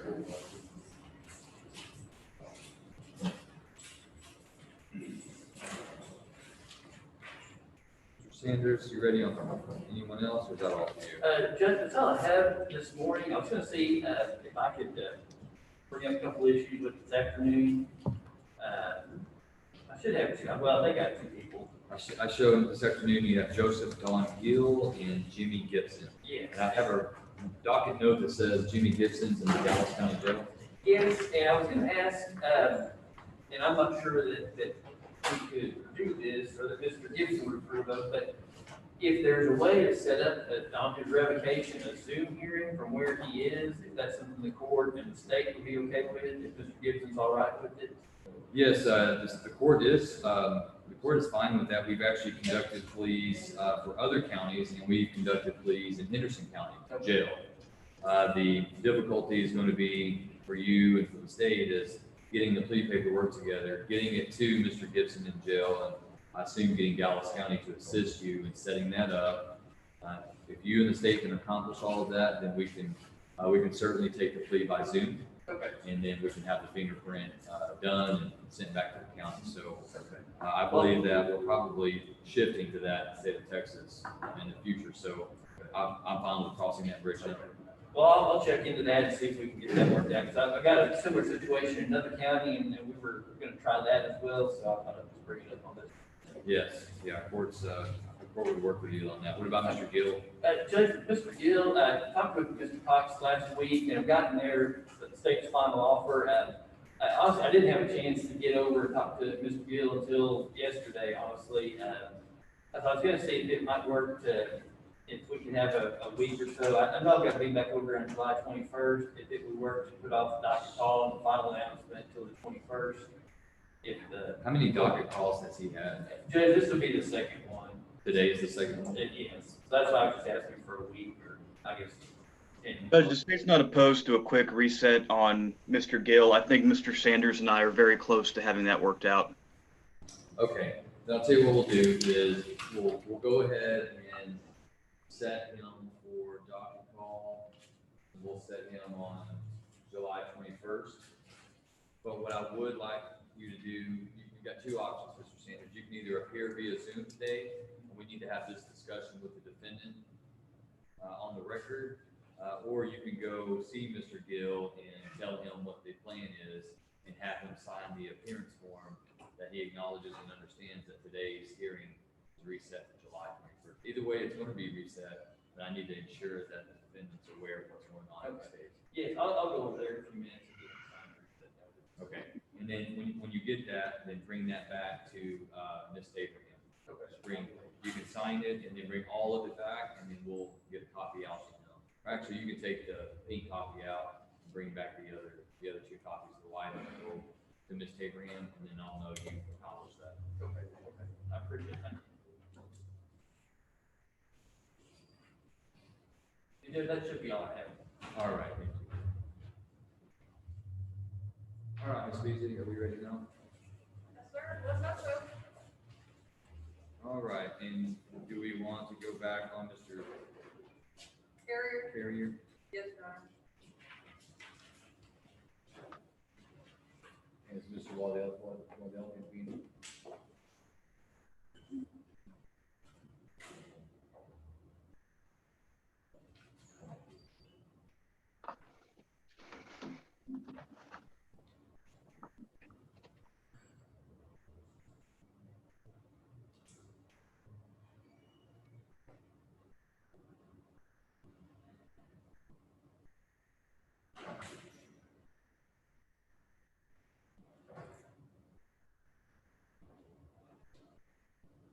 Mr. Waddell? Yes. We're back on the record for Michael David Carrier, and you mentioned to the court that there was an issue with his conditions of pretrial release. Yes, Your Honor. In June, Judge. State, can you hear Mr. Waddell? Yes, we can, Judge. Yeah, if you'll stand over here, that might be better. Go ahead. When Judge Winters gave conditions, he checked those items of no contact with the victim, alleged victim, who apparently is the defendant's girlfriend. Can you hear, sir? Go ahead, speak up. And so I'm just trying to follow up and clarify that about what's on the paper. And he was concerned because he was not abiding by that. He was having contact with her. And so Do you have those conditions with you? they're on the table. I was trying to do my part to ask him to follow up what he's told to do. And I know these are new to the attorney as well as the defendant. He's not seen them prior to today.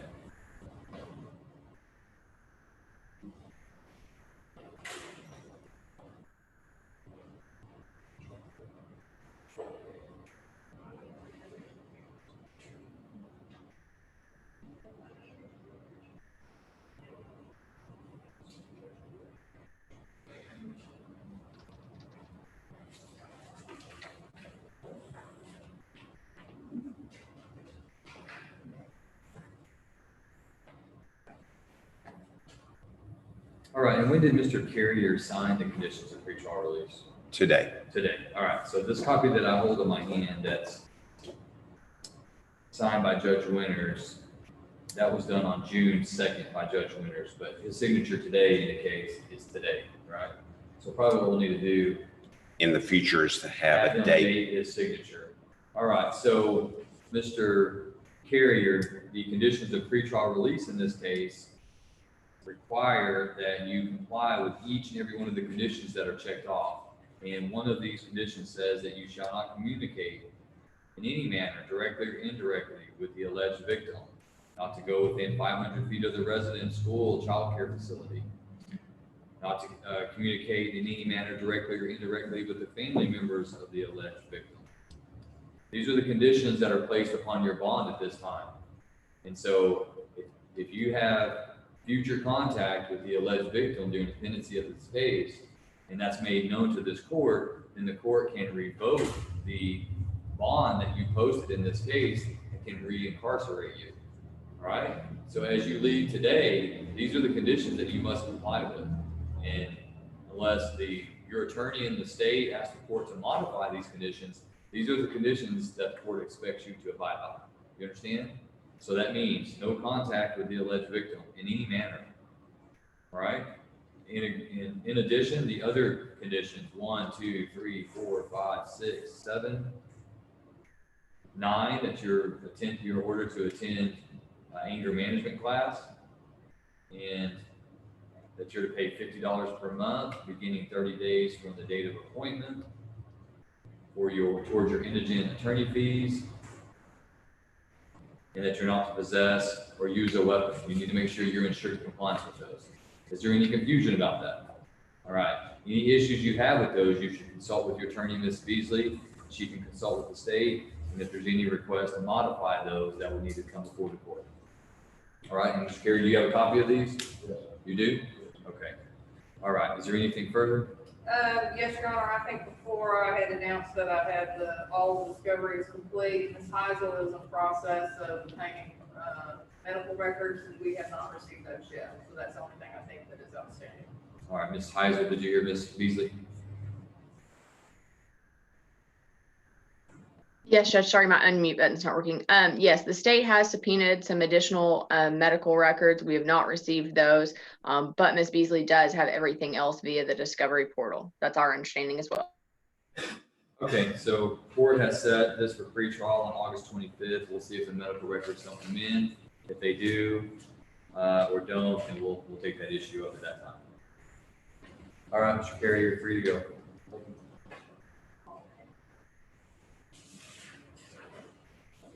Ms. Beasley, are you ready on Ms. Borchardt? Yes, sir.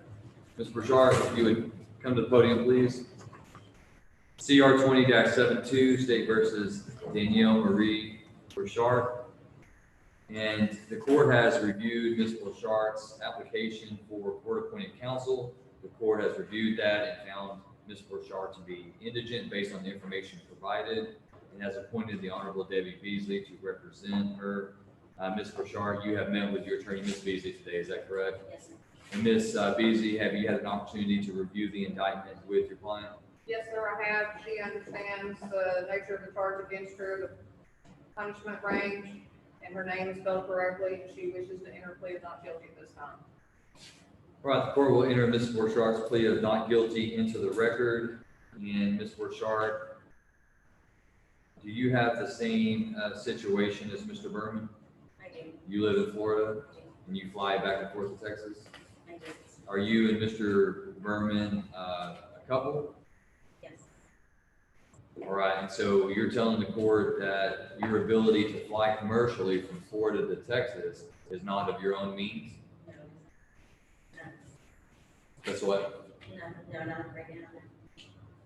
Right, and you understand that you have conditions of pretrial release, just like Mr. Berman. You can be required to report, provide urine specimens, and you need to work with the probation department on making sure you're in compliance with that.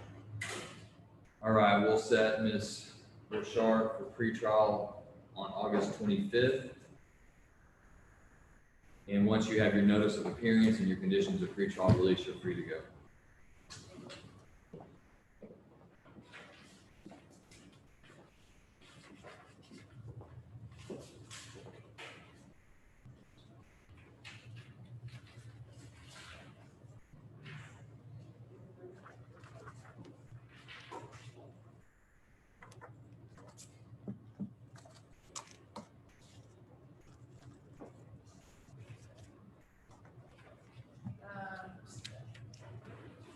Your Honor, I believe that's all I have at this time. Yes, ma'am. Do you have anything this afternoon? I do not believe so, Your Honor. I just got a recent appointment, so I need to go to jail to discuss that case with him. Okay. Thank you, Ms. Beasley. Thank you.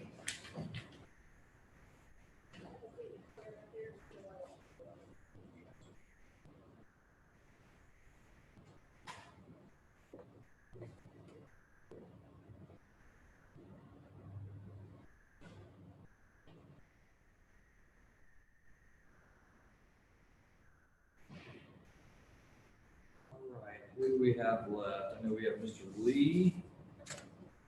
Mr. Pitts? All right, Mr. Pitts, if you'll come forward, CR 20-89, State versus Xavier Alexander Pitts.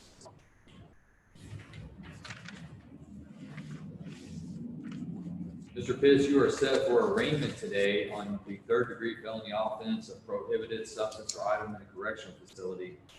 Have you hired an attorney to represent you? How much time do you need? How much time have you had? I actually just got out because of this incident here. I had to hire a lawyer in Dallas and then bond out again because my bond got revoked. So I'm still trying to get everything together because I was supposed to be hiring Andrew, but it looked like I'm gonna be hiring Zach Elliott. Who are you gonna hire? Zach Elliott. Before that? Andrew, I forgot his last name, but he worked on one of the boards. Okay, Yui? Probably. He used to be a DA here. Yes, okay. And so, who is your attorney to represent you in Dallas? Tom Cox. Okay, Mr. Cox is not gonna represent you down here? He said he wasn't referring to Zach Elliott. I'm not sure how much criminal law Zach Elliott does. Have you consulted with Mr. Elliott?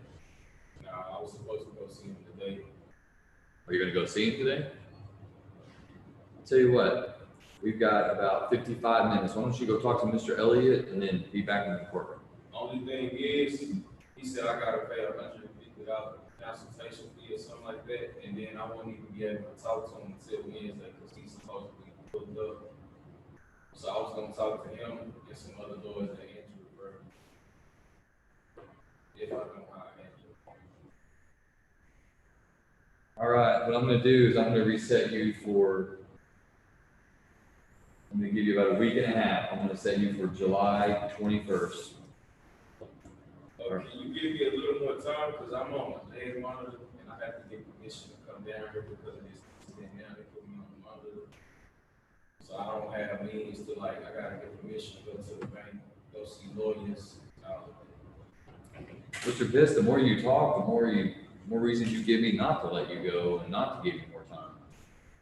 So you're on a leg monitor and you're on probation in Dallas County. And you've hired an attorney to represent you up there, but you haven't hired an attorney to represent you down here. I was gonna hire Andrew. Now I understand. How long is it gonna take you? And don't say 2 months. No, it's gonna take me 2 weeks back.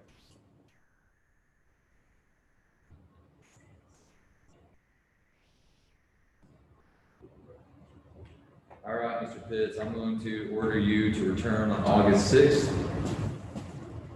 And I expect you to have your attorney hired and have made an appearance in the court's record before August 6th. So you're ordered to be here August 6th at 9 a.m. All right.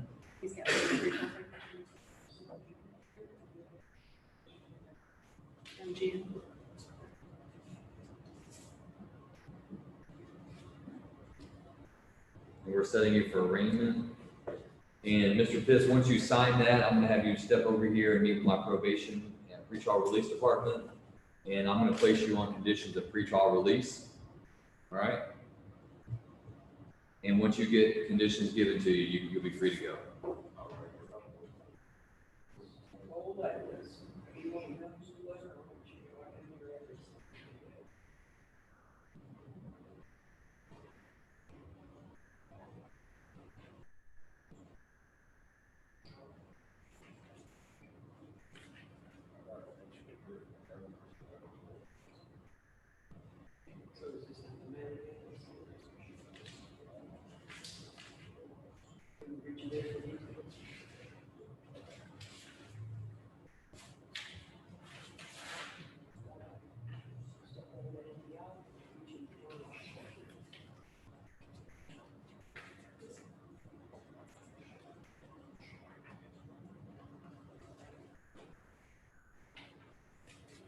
All right, Mr. Lee. CR 20-84 State versus Weldon, Kenneth Lee. So, feel as though I'm making some representation, looking at all the other people that the lawyers are, I wasn't quite sure what was gonna I wasn't quite sure what this was all about today. Well, let me tell you all about it. Yes, sir. You're set for arraignment, right? That would be where we affix your identity and make sure you know that you've been indicted with the third-degree felony offense of possession of controlled substance in penalty group 1 gram to 4 grams. That's what we would do today, and it is in your best interest to have counsel. Yes, sir. Are you going to hire an attorney to represent you? Yes, sir. I'd very much like to. Do you have? I mean, I don't have the funds, the availability right at the moment, but since most of these people have court appointed, by the looks of it.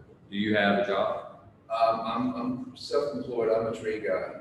I do what I can. Do you want to request a court-appointed attorney? If the court wouldn't mind, yes, sir, I would.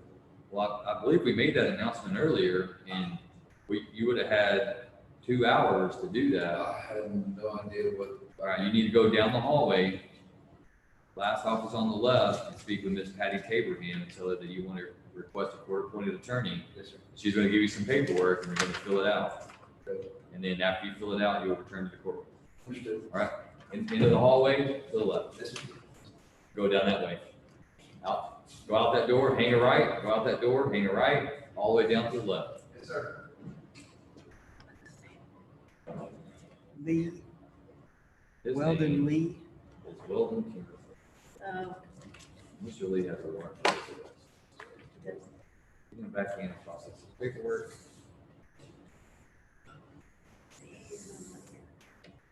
He doesn't have an attorney.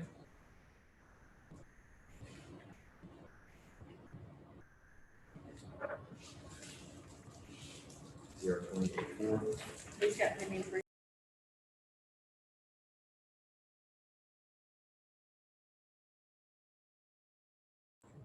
All right, State, I will stand in, actually, before we do that, let me go ahead and do some nice stuff. All right, the court, you ready? I'm sorry. Court has called CR 28-6, State versus Christopher Eli Morris. Mr. Morris has not made an appearance in the courtroom. His name has been called loudly distinctly 3 times in the courthouse with no response. Court issues a judgment nisi and alias capias. CR 20-65, State versus Travis Lee Skinner. Mr. Skinner has not made an appearance in the courtroom. His name has been called loudly distinctly 3 times in the courthouse with no response. Court hereby enters a judgment nisi and issues alias capias. Court will set bond in Mr. Skinner's case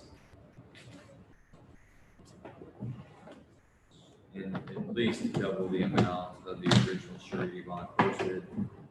And in Mr. Morris's case, the court will issue bail in the amount of $50,000.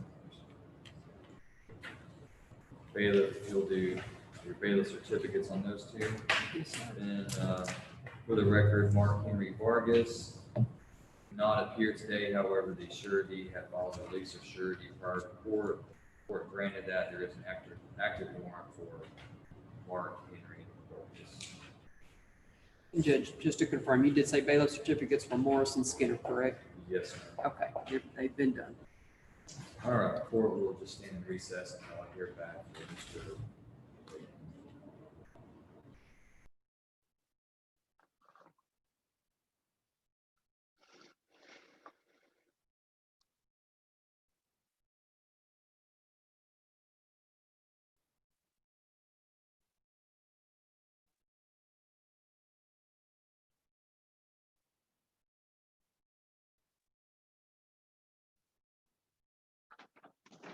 Just want to make sure I'm understanding everything right. What happened to Tony Red? Steve filed a motion for continuance. He's got a vacation letter out. Okay. Scotty Collins or Daniel Garcia? I don't know. I was gonna ask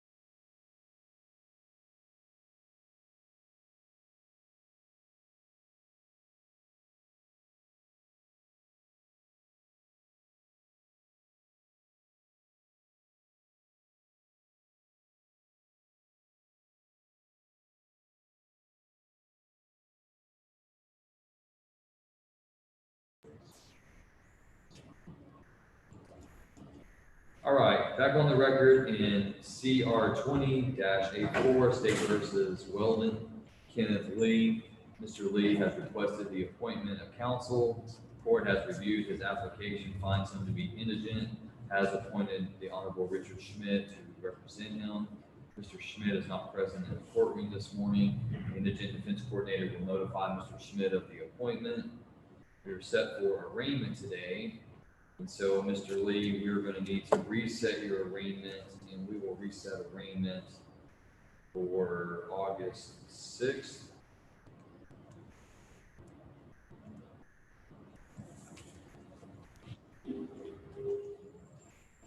Have you signed this notice of appearance form?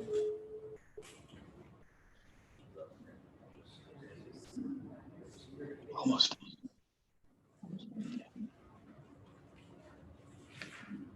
While Mr. Lee is signing that, states there was an information brought to the court on the afternoon docket for Clint Wayne Mills Jr.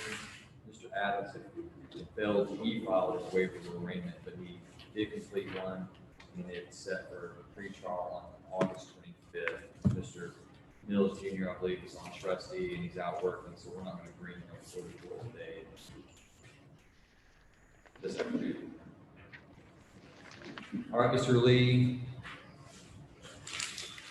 All right, so you've got paperwork there with Mr. Schmidt's number on it as well, is that correct?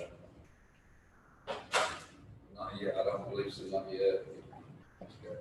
You have the order appointing too, Mr. Waddell?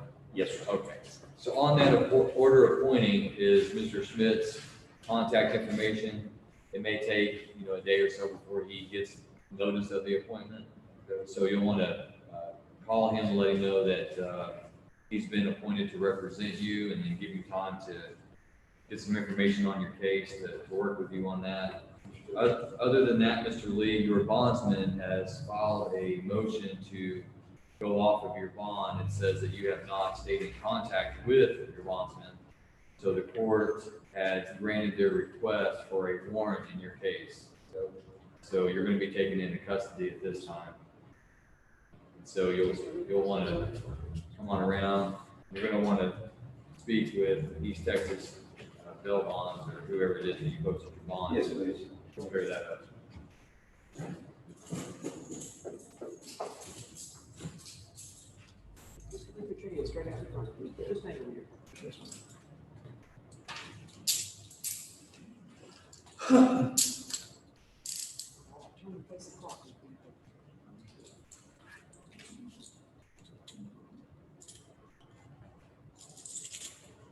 All right, State, I believe that resolves everyone this morning. I'm aware of. Do you have any questions?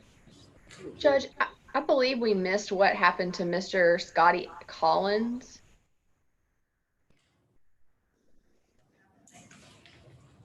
Do not know. I don't have Mr. Scotty Collins on my docket. What did you show him? Judge, all of them are showing set for criminal on our docket, so we don't have what it's set for. I believe that was recently indicted, so I'm assuming it was set for arraignment. I do not show him to have an attorney. Status of attorney.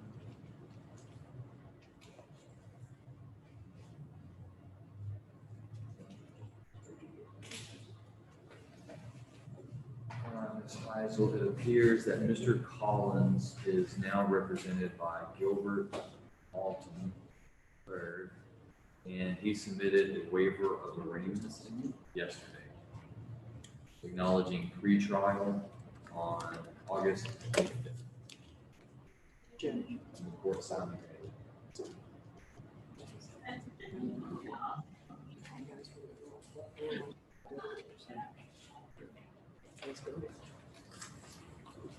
So we need to,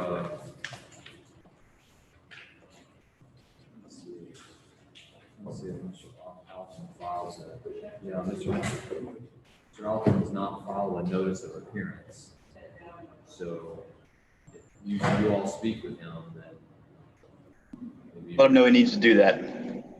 It's just courtesy and I believe procedure and the way people practice law that I believe.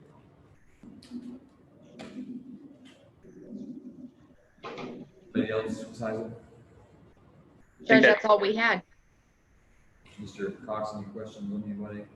No, sir. Nice eyes on Morris and Skinner, release of surety on Vargas. And then just real quick, let's go over this afternoon. So I just told you Clint Green Mills, that's a waiver agreement, August 25th. And then you all heard Mr. Sanders talk about Joseph Gill. Yes. To continue that to July 21st. And so we may not have him. Jeff was to sign up, get the notice of appearance signed. And then Jimmy Gibson, I just realized, I don't think we set a date on that because I wasn't thinking because we weren't calling his case. That's the individual that's in Dallas County. Mr. Sanders talked about wanting to try to work out a plea in Dallas County.